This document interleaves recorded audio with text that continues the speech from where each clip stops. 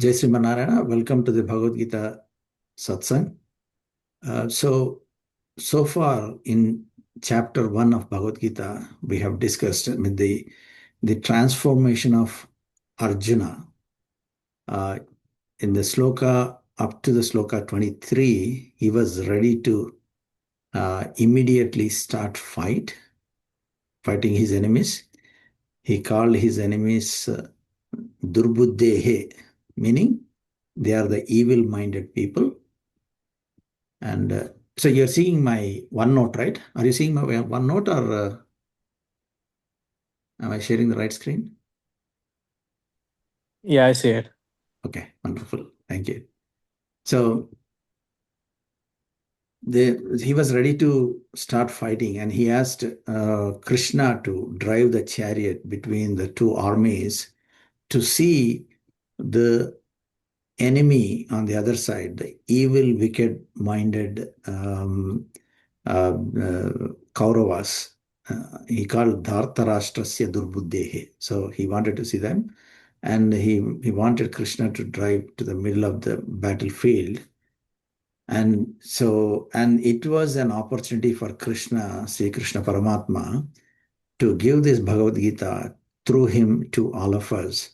So since he being the Hrishikesha, you all know the meaning of word Hrishikesha, right? Hrishika means the sensory organs, indriyas in Sanskritam. In English, it is sensory organs. So he, being the controller of the senses, he started controlling everybody's senses in the battlefield. So completely everybody was frozen, and he wanted to give Bhagavad Gita to Arjuna, because once the first arrow is shot, that's it, the opportunity is lost. Right? Again, so this was the opportunity he was waiting for. So he started controlling the senses of everybody in the battlefield, even to the extent of the lower life forms, like the smallest animals, even flies or mosquitoes, starting all the way to all the animals in the field and the humans. Everybody was kind of frozen because their indriyas were being controlled. And then he just opened, just like opening the faucet, like the tap, slowly, for enabling Arjuna to express his emotion, um, so that he can see the other side of the coin, right? There are two sides to the coin. On one side of the coin, so far until the sloka 23, Arjuna was seeing only the other side as enemies, the evil-minded people. That's what he was seeing. So, and he wanted to see the faces of everybody, and that's why he asked Krishna to drive into the middle, right? Middle of the battlefield. So, when once Krishna said in the 25th sloka, as we discussed earlier, once Krishna said pasya, meaning this is the green highlighted word pasya, watch carefully. This is the magic word which he used to show on the other side. It's not just the enemies, right? It was like saying this word. He kind of ripped open the curtain in front of his eyes, Arjuna's eyes. And then Arjuna started seeing the other side of the coin, which is everybody is related to him.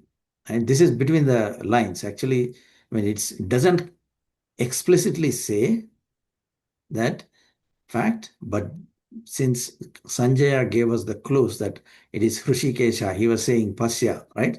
That is the between the lines meaning of this, right? So uh, Arjuna started seeing not the enemies, but relatives. That's what he says.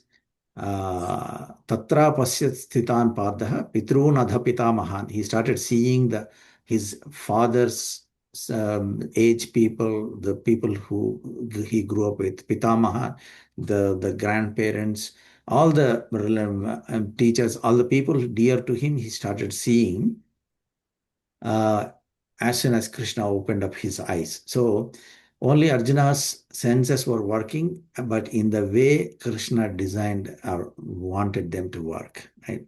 So That's Krishna being Hrishikesha here, so that he could give the Bhagavad Gita to teach us the responsibility, right? That through Bhagavad Gita, he wanted to give the message, whatever the message, right? So what happened in 27th sloka that we discussed last week? So it said, Tan samikshasa kaunteya sarvan bandhun avasthitan. Bandhu means relatives. Avasthitan, stationed there. All the relatives stationed there, he started seeing them. So then, right after the 27th sloka, it says, Krupaya paraya vishtaha vishidan nidam abravit. Vishidam meaning this is the vishadam, like sorrow, right? This is the where the Arjuna Vishada Yoga, name of the chapter 1, has the roots origin in this word, Vishidam, Vishadam, meaning the sorrow. Vishidan means filled up with sorrow. So his heart was immediately filled up with sorrow. Just the 2 minutes that passed, and just within 2 minutes, complete transformation happened. His heart was earlier was filled with excitement, enthusiasm to see and then fight. It completely transformed into a heart full of sorrow. And last week in depth, we discussed why this sorrow developed, because he was completely possessed. Avishtaha meaning paraya vishtaha. Paraya avishtaha. Avishtaha means he was possessed. Possessed completely, like in the movies they show a demonic possession, right? In the Hollywood movies they show, or even in India we used to see that kind of possession.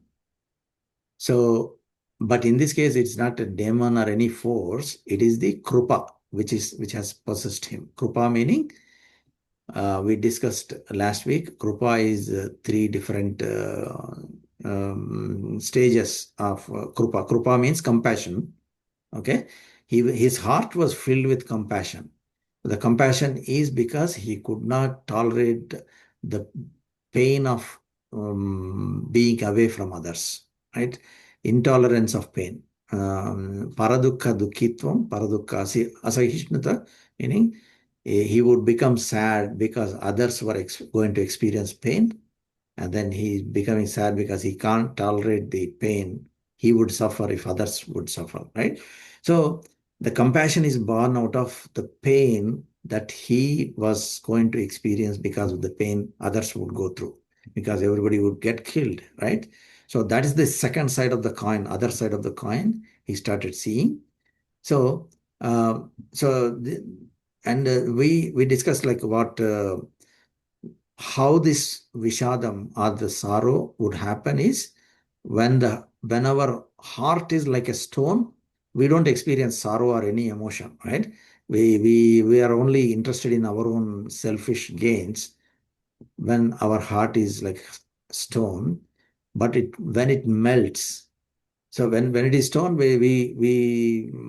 it's like there is lack of sympathy or empathy, right? So, but when it melts, it starts melting. The second stage is a stone melts, stone like heart melts, it starts developing cracks, it becomes broken. That's what we call heart broken. So it starts melting, and then that is the second stage of Vishadam. Vishadam meaning in Sanskritam, the word Vishadam has that root Shad. Shad is Visarana, Gati, and Avasadana, right? So these three words I have written here. Visarana is that part where it is breaking up, like it's the heart breaks up, it is Visarana. Gati is whatever has broken up, it melted into fluid state, it starts moving. It's Gati. Gati means motion, right? That fluid like material, which is the broken heart, it starts flowing just like a ice melted ice flows, in the form of water. So that is Gati. And the third stage is Avasadana. Avasadana is it kind of reaches a stable state. And that's what in our mind also, when suddenly heartbroken, the second stage, Gati, is motion. When we experience that psychological disturbance in our mind, our thoughts go completely chaotic. Mind becomes chaotic. He goes here and there, and we try to search for answers, and then we can't get any answers. So that's the most uh, uh, troubling phase, which is gati. But eventually, it flows to a stable state. But in order to reach a stable state, our at the third stage, which is avasadhana, our scriptures and our recommendation by our scriptures is you should reach a knowledgeable person. You go to a knowledgeable person or a guru, or a kind of source of knowledge, like a very good book, right? Which has full of knowledge, a scripture. That is the third stage, avasadhana. Once you reach that stable state, you will find answers. Eh? So that is the third stage of Vishadam. So when you compare this with other, like our the English knowledge, when we say different stages of sadness, are first denial, then what, anger, and then there is the third stage, and then fourth stage is acceptance, right? So in this they define the four stages somewhat closer to what our scriptures say, but in the fourth stage it is acceptance. Acceptance is what they say, but in our case, avasadhana is when the third stage. It's not exactly acceptance, it is making ourselves a better person so we don't experience that grief anymore. Meaning the understanding. Of course, it could be part of it is acceptance, but we become a more mature person in the avasadhana state. But we reach that state only with the help of a guru or a knowledgeable person, or a scripture, a good book, right? So that is the Vishadam, the three stages: the sorrow, Visarana, which is broken heart. You can say like a heart broken. And then second stage, Gati, motion when it's completely chaotic. And then third stage, Avasadhana. Okay. So now we discussed how this breaking happens. So that those little details we discussed. So now what is happening is, so it is the state where Hrishikesha has taken this, um, the human mind, right?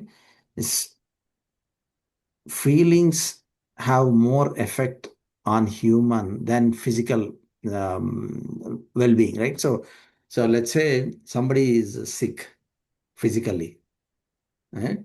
Meaning some disease. I mean, it just affects the body, but mind is kind of active. Sometimes it kind of brings you down, but still you can get better very quickly. But when our feelings are hurt, or when our mind, this is what our acharyas say, right? This is when our feelings are hurt, or when our mind is going through this kind of a visarana or vishadam, it affects not only internally but externally, body also affects. I mean, this is pretty common observation. Anybody can feel when your mind is down.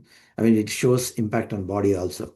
Whereas bodily effect does not show on mind, the other way. So, which is why we all know that the keeping a healthy mind, that is very important, and it is like that's what in Sanskritam it is called satsankalpam, meaning sankalpams, that the thoughts, positive thoughts, like in our English we say, is positive thoughts is important. And in this case, Arjuna had a good thoughts, but it became polluted by his ego when he started with. That's why Krishna Paramatma wanted to bring in a change in him through Bhagavad Gita, and give a message to this world. Now that's why he's creating the Vishadam. And in Shloka 27, we have seen, so he has experienced that Vishadam, and it's because of the Krupa Avishta, meaning the possession by the Krupa. So, and the third stage, Avasadhana, as I was saying, as the scriptures say, that we should reach a guru, And actually, when you go to an elder person or a guru, our scripture Vedam also clearly says, uh, Saguru meva bhigachet samitpanihi, meaning, so you have to approach a guru. This is in the context of Vishadam, right? To get better in the third stage of sadhana. So you go to a guru, samitpanihi, and meaning you have to take samidhas. It says samidhas is the in the ancient days, samidhas are the small pieces of wood a rishis or gurus they use to light the fire of knowledge, right? So you are going there like with a surrender feeling, right? With a respect that whatever is important to the guru, you are taking, going there, expressing your willingness to listen, our willingness to listen. That's how we go there. And how that guru should be? He should be Shrotriyam Brahmanishtam, meaning he should have learned the great scriptures. He should have heard Shrutis, right? So he should have been Bahushrutaha, meaning he should have learned the scriptures from his ancestors or his gurus. So that's what he should go. But in this case, what happened? Before Arjuna, two other people experienced sorrow. One was um, first person to experience sorrow in this chapter one of Bhagavad Gita was, as we discussed last time, Dhritarashtra was the first person. But he also had these three stages. He went through the three stages. In the third stage, Avasadhana, he went to Sanjaya, who was like his own employee. So he's not the right person. He does not fit that definition. The Saguru Meva Bhigachet, the great Brahmanishtam or Shrotriyam, or the great scholarly person. He was a scholar. Sanjaya was, make no mistake, he was a scholar, but he was an employee of Dhritarashtra. So it did not work in that case. I mean, whatever good words which Sanjaya gave to Dhritarashtra, they did not work. In the end, he said, right, Yatra Yogeshwara Krishno, Yatra Partho Dhanudraha, Tatra Sri Vijayo Bhuti, Dhruvanitir Madhrimam. Meaning, so a, a wherever Krishna is there, there is the victory. He gave the judgment or a final thought, but Dhritarashtra did not listen. And in the case of second stage of second person who experienced sadness or sorrow was Duryodhana. He went to actually his guru. He was the right person to go to Dronacharya. He went to his guru Dronacharya, but he was not the right person to. I mean, basically, he did not even listen to what Dronacharya was going to say. He just spoke a few words and then came back, right? But in the third case is exactly what is prescribed, where Arjuna went to Sri Krishna. Fortunately for him, Krishna was there, and Krishna fits all of these definitions. Sri Krishna Paramatma, right? He's the epitome of knowledge, and that's why he's Jagat Guru. So he's the universe guru. By teaching Bhagavad Gita, he became the guru for the universe. Sri Krishna Paramatma. He was right there in front of him. So he fit the definition. So that is the difference between the people who experienced the sadness before Arjuna and Arjuna.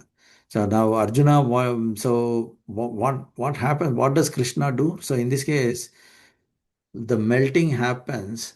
So just to give a metaphor, right? If the water has melted, it carries with it all the dirt. All the dirt reaches the puddle. But whereas a guru like Krishna, what he can do is he can filter the water and then take the dirt out and then make it clean, right? It's like make it clear. Everything, knowledge is clear. So that stable state of mind can happen. That's what Krishna does. And that's what called in Sanskritam. So what Arjuna did to Sri Krishna was samasrayam. Samasrayam meaning, ashrayam meaning taking refuge. Okay. So it's a beautiful word actually, samasrayanam. Today also we call this word when we go to take the refuge of from acharyas to get mantrams and this.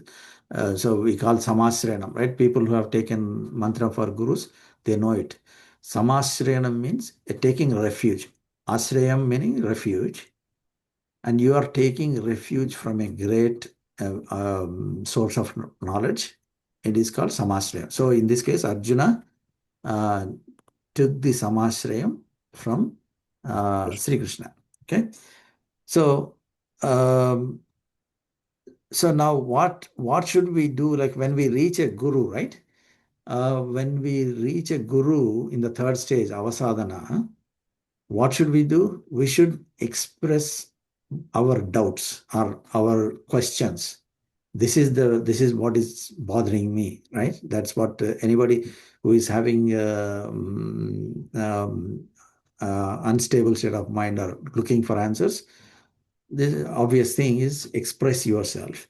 And in this case, Arjuna is expressing what is bothering him in the next sloka. So in the 27th sloka, he experienced the deep sorrow.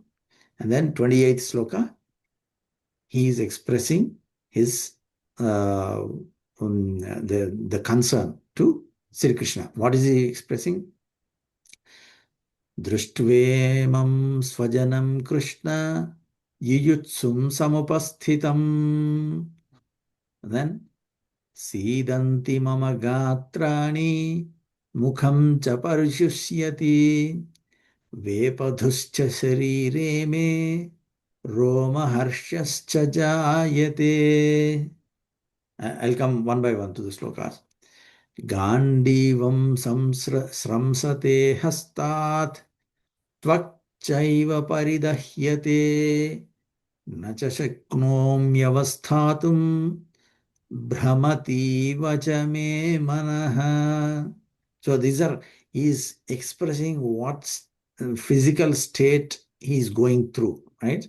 Um, the 31 sloka also, Nimittani cha pasyami viparitani keshava nacha shreyonu pasyami hatva swajanamahave. So like this, he started explaining what he is going through, right? What is saying?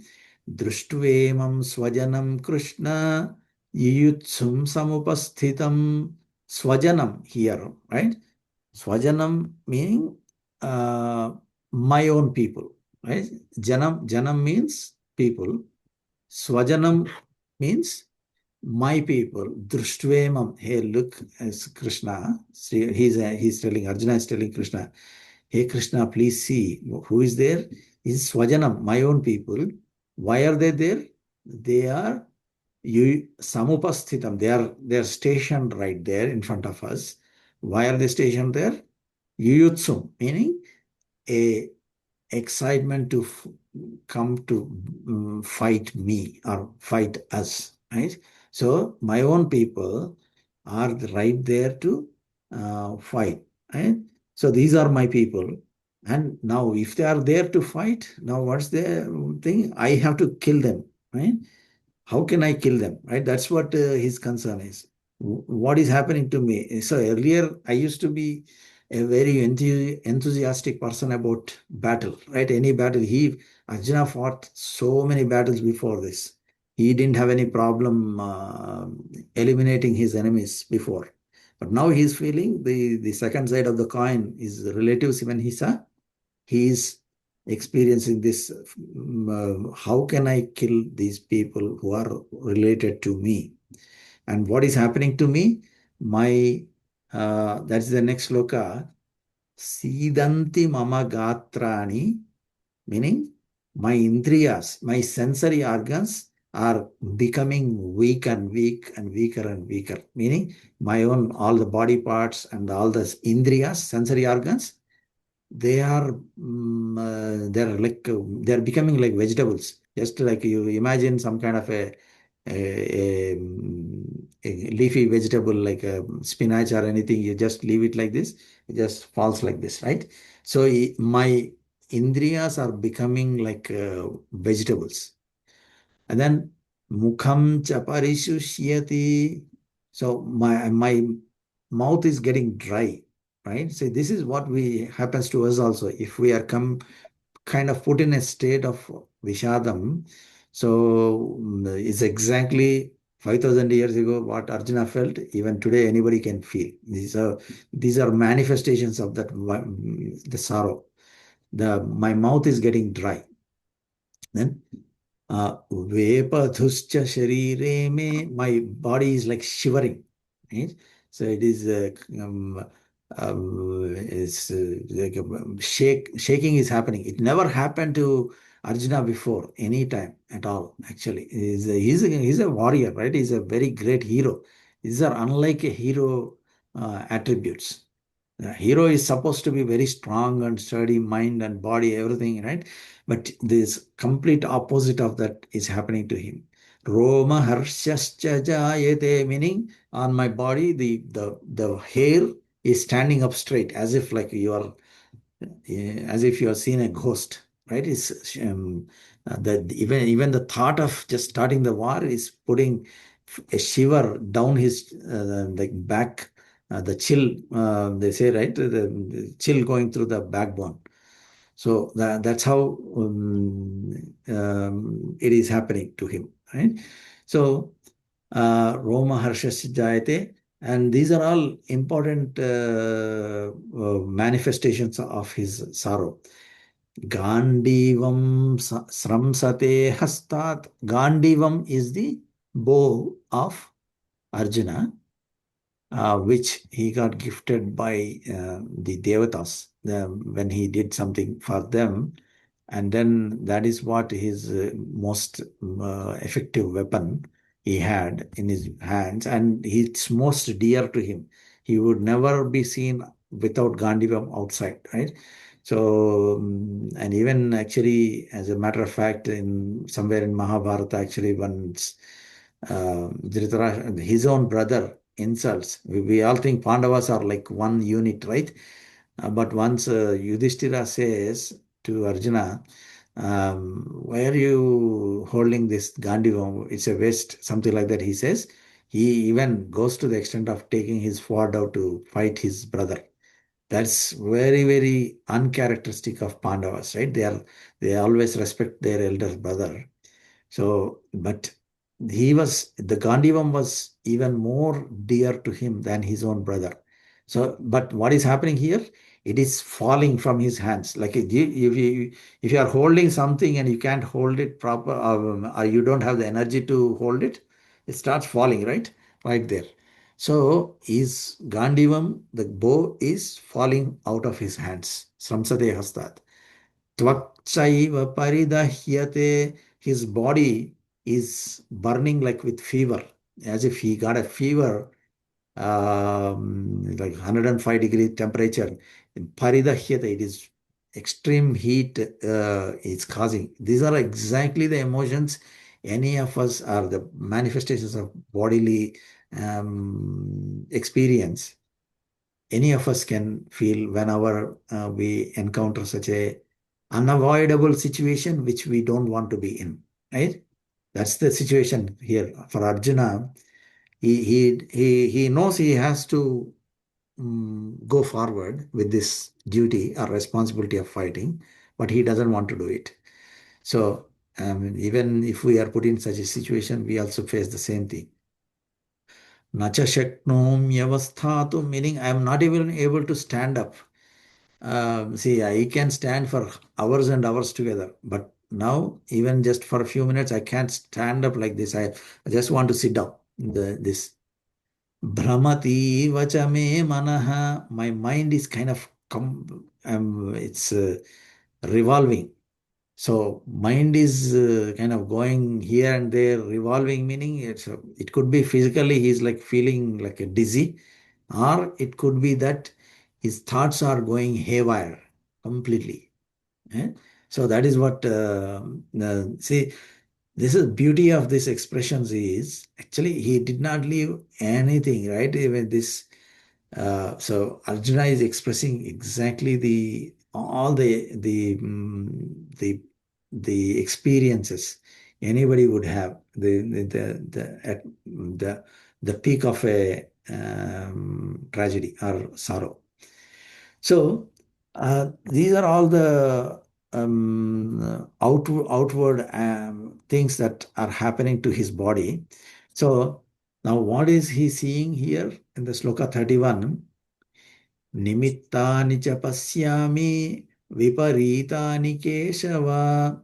So he's saying he is seeing some nimittani. Nimittani meaning nimittas. In actually in Telugu we call shakunam.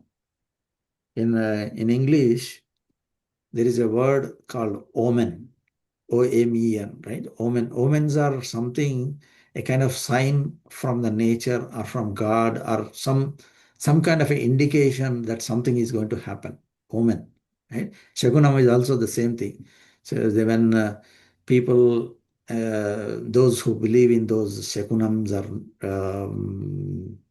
omens, they look for a sign that something is going to happen immediately. They will they see, okay, something bad is going to happen. It's as if like it's not exactly similar, but like if you see a rain is going to come, the leaves the leaves start folding one way, and then experienced people who are seeing, they can tell, okay, this now it's going to rain, right? Just looking at the how the leaves are reacting to the wind, right? So, it's like that. So, kind of some indication coming from the nature is called nimittas in the nimitta in Sanskrit, in English omen. Right? So, when we whether we believe it or not, so our acharyas say we don't have to believe it. Some people don't care about them. Some people care about them. I mean, there is nothing we can do, even if we care about them or don't care about them. The things which are going to happen will happen.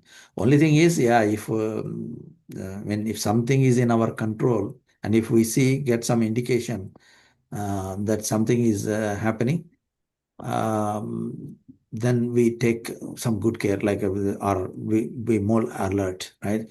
It's as if like, I think if we see animal channels, and if you go deep into the forest, when some wild animal is coming closer, you can see the birds sitting on top of the trees.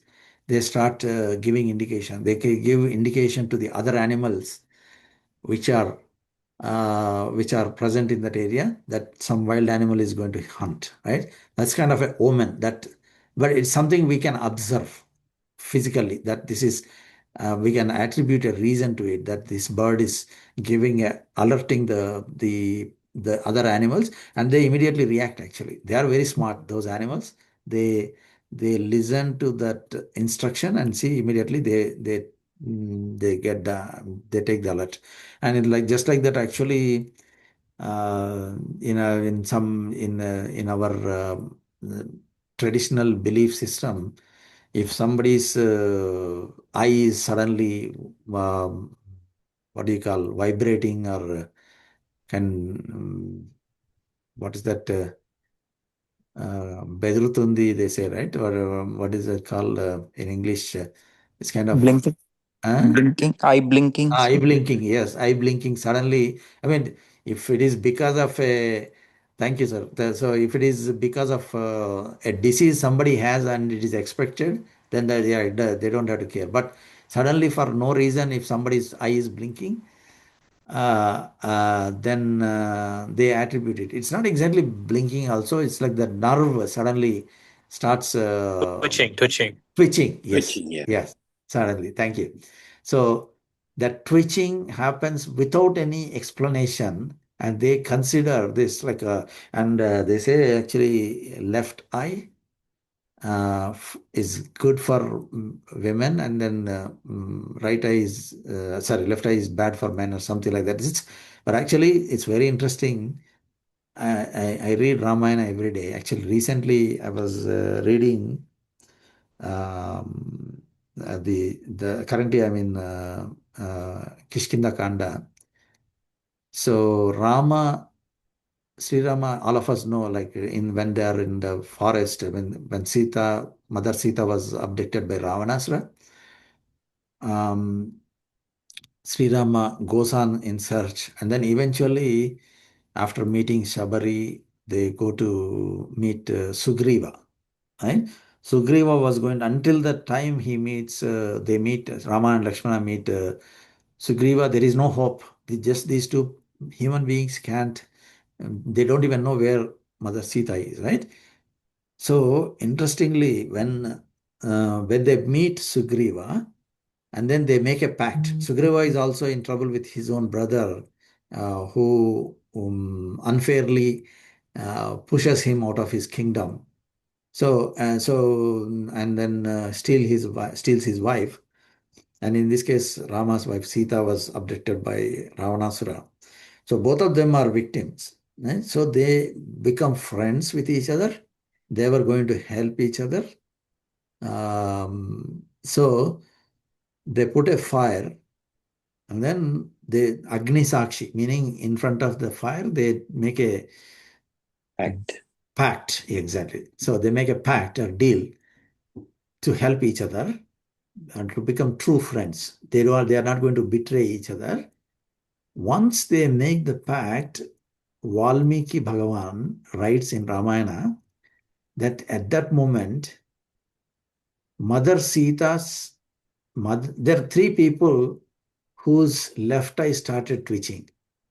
One is Mother Sita's left eye started twitching, and another is Vali, who is Sugriva's brother.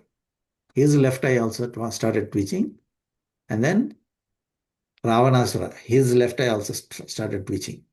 So, and then he leaves it right there. Valmiki Bhagavan leaves it right there. That he just states that the three persons' left eye started twitching. That's it. No explanation further.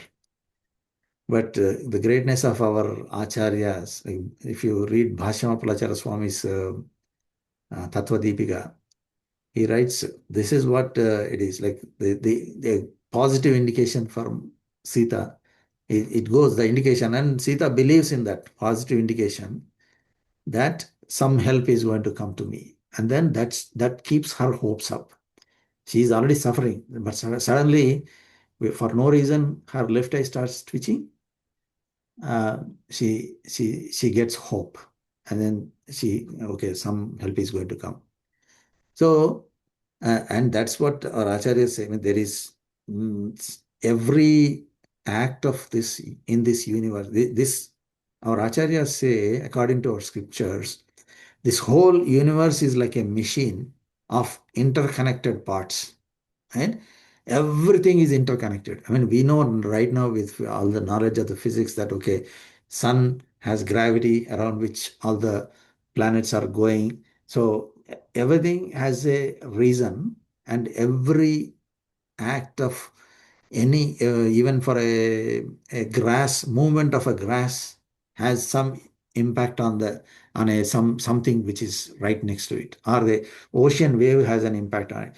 So it's a well-oiled machine, this universe, our acharyas say. And then there is these nimittas or shakunas or a spandana. Spandana meaning a response to some events happening in nature. Some we can observe, some we can't observe. But how do they know that, okay, left eye twitching, right? How do we know whether it is good or bad or anything? Our rishis, they might have observed these instances millions of times, and then okay, something is happening and they correlate, right? So when currently in these days, we know machine learning, artificial intelligence is nothing but patterns of observation, right? Observation patterns. It um, We can derive conclusions, we can draw insights into the data, right? So they would have observed so many instances of these responses, and then they might have drawn some conclusions. And that's what they are giving. And if we believe it, that's fine. If we don't believe it, also okay. So if we believe it, you can take some care. So that's a separate topic. Um, so these are omens. So which it's a long sidetrack we took. Nimittas, nimittani cha pasyami. So Arjuna is seeing all these nimittas.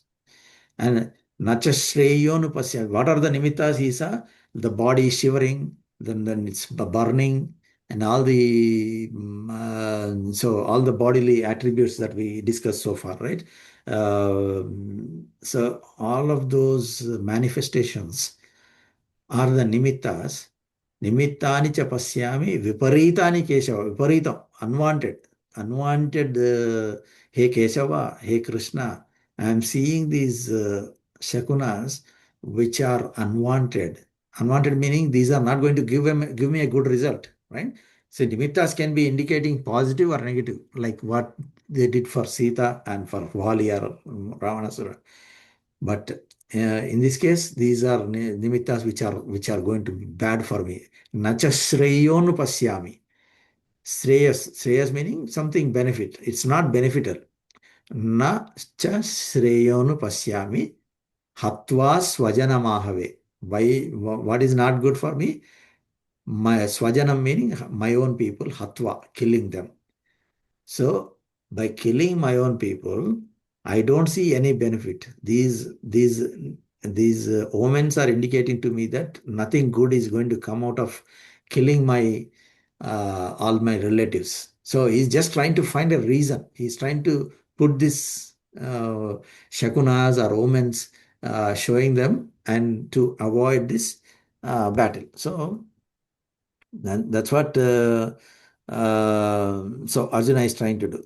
So now, actually, if you take it right, why when Arjuna, um, Arjuna is feeling Shakunas are bad, but let's say if somebody believed in Shakunas, should he go forward with the battle? Then you see as I was saying, if some shakunas are omens, like if somebody got out of home, there is a belief that okay, if a cat comes your way, I mean, just we don't have to believe it. It's very natural thing, but then some people believe it. It's not good for me. Or some fox is going when I go out of the home. So in this case, but the Shekunas eventually, but the result was good for Pandavas, right? Did the Shekunas indicate wrongly? Like what? Good in the sense the Pandavas eventually won. Then what about these bad Shekunas, bad omens, right? So what our Acharya says, okay, that's good. Shekunas or the omens were bad for Arjuna, but and just to give a metaphor, if there is a something in the scriptures which says when you have fire, fire burns you, but when you have something called Indranilam, I mean, it's kind of now probably it's only scriptures, it's probably not there in the physically, but the scriptures describe if you have that Indranilam money, a kind of a stone, then fire is not going to burn you. So, but we have not physically seen it. There is no evidence of it physically or scientifically, but it describes Indranilam if you have. And what is the Indranilam here in the metaphorical sense? Indranilam here is Sri Krishna is like the Indranilam which Arjuna has. So no amount of bad shekunas or no amount of indications from the nature in the negative way would affect Arjuna, because who is there right in front of him? Sri Krishna is there. And as long as Sri Krishna is there with him, he doesn't have to worry about any bad omens. That's what Krishna says. I mean, just to give in the modern day metaphor, if it is raining outside, if I go out, it's going to make me wet, very uncomfortable. But if I carry with me an umbrella or a raincoat, I'm going to be protected. Just like that, even though probably the acts that were going to be happening was not going to be good for Pandavas, Sri Krishna is like that raincoat who was going to protect. And that's what our acharyas say. Even if we feel something uh, not going to be in our favor. So put it on Sri Krishna. And if you are doing the right thing, if you feel you are doing the right thing, our acharyas say, Hari is the one who is the only one in our scriptures. Hari is the one who can protect us from the uncontrollable challenges that may come our that may come our way. That's what I mean. Previously, sometime back, we discussed. Draupadi said, Vasishta told Draupadi, Mahatyapati samprapte smartavyo Bhagavan Harihi. Meaning, when there is a huge challenge or anything that is coming your way, which is out of your control, you cannot control it, then Srihari is the one you have to smartavya. So you kind of meditate upon him, and at least even if it's not avoided, the pain will not be as much. So, and that's what Draupadi, that's why she got protected in the court of Kauravas when they tried to insult her by disobeying, right? So, uh, so these are the nimittas. So by killing my enemies, I'm going to experience these. It's not going to be beneficial for me. That's what he says. And what is he saying? Nakankshe vijayam Krishna, nacha rajyam sukhani cha, kim no rajyena govinda, kim bhogair jivite nava. So I don't want Vijayam. Nakankshe Vijayam Krishna. I don't want the victory. Vijayam means victory. Nakankshe. I don't have a desire for any victory. Hey Krishna, I don't want any victory. Nacha Rajyam Sukhanija. The luxuries. I mean what do you call the comforts of a kingdom. I don't want them, right? And then Kimno Rajyena Govinda, Kim Bhogair Jivitena Va. Bhoga means the luxuries, right? So the luxuries that come with the kingdoms uh, are even the life itself, I don't want it. I don't want it because my relatives are going to be not going to be there. Right? If I don't have relatives with me, how can I enjoy my life? Even if I get the victory, even if I get the kingdom back, even if I cannot enjoy my life. So I don't even want my life, he's saying, he's declaring that I don't want victory. I don't want the luxuries or the comforts that come with the kingdoms or the luxuries or my life itself. I just don't want. So that's the state of mind he's coming. So because actually that's not the true nature of Arjuna. It's as we discussed, Krishna being the Hrishikesha, he's turning on that emotion. He's showing the other side of the thing. So, I mean, if we take everything out of the equation, right? Whatever Kauravas did throughout their lifetime to Arjuna or to Pandavas, if you take them out of the question, this entire thing is valid. Meaning, if your relatives are dead, you can't enjoy. But are these people relatives?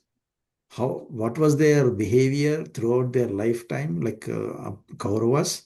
They tried to kill Pandavas every moment that they would get. They wanted to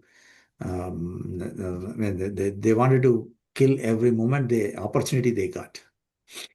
So that is the but Arjuna is forgetting all of those things because he's being controlled by Hrishikesha. And Krishna is turning on that or making him say, he's not directly making him say, but he's kind of put him in such a state of mind.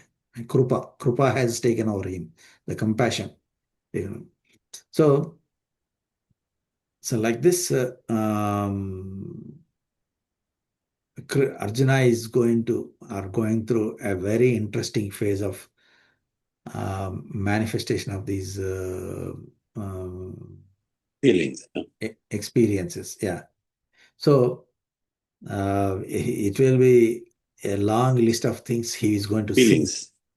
in the next remaining chapter 1 of the Bhagavad Gita. It will be very interesting to see. Sometimes we will get a window of to look into how the state of the society was those days. Like from the words of Arjuna, we will understand clearly what was happening those days, right? So yeah, then I think we will probably continue from next week again. That's actually next Saturday. Sorry, next Thursday is I think the Christmas probably will not meet.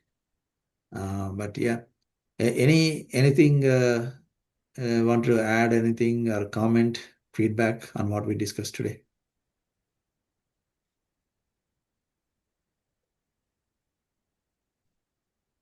Um, okay. Everything is clear. Clear. Thank you, sir. So yeah, I think it's going to be a very interesting journey. The next 14 slokas, it will be fun to watch. There's probably not much of too much of depth, but we will enjoy the words of Arjuna, trying to understand the society that was there in those days. That's the interesting piece that's going to come up. Some political correctness, political incorrectness, all of those things will be there. Yeah, which we can look at from the lens of today's society and understand what's so different. Okay, all right. So I think let me chant the ending slokas and okay. ॐ अग्नेनय सुपथाराये अस्मान् विश्वानि देव वयुनानि विद्वान् युयोध्यस्मज्जुहुराणमेनः भूयिष्ठान्ते नम उक्तिं विधेम ॐ पूर्णमिदं पूर्णमदः पूर्णात् पूर्णमुदच्यते पूर्णस्य पूर्णमादाय पूर्णमेवावशिष्यते ॐ ॐ नमः परमऋषिभ्यो नमः परमऋषिभ्यः ॐ नमः परमऋषिभ्यो नमः परमऋषिभ्यः ॐ अस्मद्गुरुभ्यो नमः जय Sriman Narayana Jai Shri Mannarayan. Jai Shri Das. Thank you.